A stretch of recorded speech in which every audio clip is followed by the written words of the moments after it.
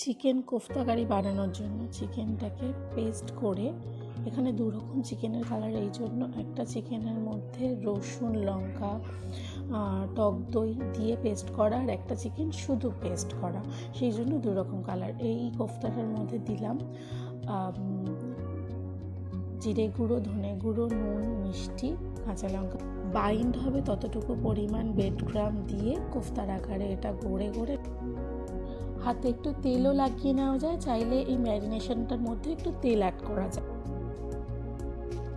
এখানটা কাজু, পেঁয়াজ, কাঁচা লঙ্কা একটু তেলে নিয়ে ওটাকে পেস্ট বানিয়ে রেখেছি। কোফতাগুলো এখানটা একটু গোল্ডেন ব্রাউন করে একটু ভাজা করে নেব।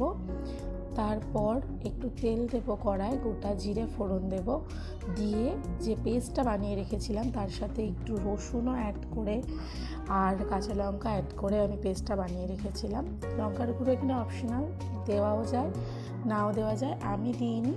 একটু আদা রসুন পেস্ট আমি আলাদা করে দিলাম, আর জিরে গুঁড়ো, ধনে গুঁড়ো আর একটু নুন দিলাম। রসুন দেওয়া ছিল পেঁয়াজ আর কাজুর পেস্টের সাথে, তবু আমি আরেকটু দিলাম। টক দই অ্যাড করছি, গ্যাসের ফ্লেমটা কমিয়ে, যাতে টক দইটা না ফেটে যায়। দইটা ভালোভাবে মিশে গেলে সাইড থেকে যখন একটু তেল ছাড়বে, তখন আমি ঘন করে জাল দিয়ে রাখা দুধটা এখানে অ্যাড করব। ফ্রেশ ক্রিমও অ্যাড করা যায়, জলও অ্যাড করা যায়। আর আমি এই রান্নাটায় কিন্তু যখন গ্রেভিটা বানাচ্ছি তখন কিন্তু চিনি অ্যাড করলাম না, কারণ পেঁয়াজের একটা মিষ্টি ফ্লেভার থাকে। বাটির গায়ে যে সরগুলো লেগে আছে সেগুলোকে আমি ভালো করে কাচিয়ে গ্রেভির মধ্যে মিশিয়ে দিচ্ছি। গ্রেভিটা যখন ফুটে উঠবে তখন ভেজে রাখা কোফতাগুলোকে গ্রেভির মধ্যে একে একে দিয়ে গ্রেভিটাকে একটু চাপা দিয়ে দেব।